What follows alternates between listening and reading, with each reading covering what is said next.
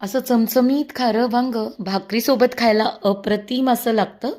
तर यासाठी मी आधी तेलावर कांदा, लसूण, आलं चांगलं तांबूस रंगावर परतून घेतलं. त्यानंतर त्याच कढईमध्ये खोबरं घालायचं आहे आणि याला पण आधी नुसतंच भाजून घ्यायचं आणि नंतर तेल घालून छान तांबूस रंग येईपर्यंत परतायचं आहे. सगळे मसाले थंड झाले की मिक्सरच्या भांड्यात घालूया.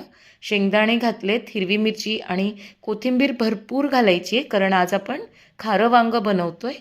फोडणीसाठी तेल, मोहरी घातली, नंतर वांगे घातलेत आणि हा वाटून घेतलेला मसाला घालायचा आहे.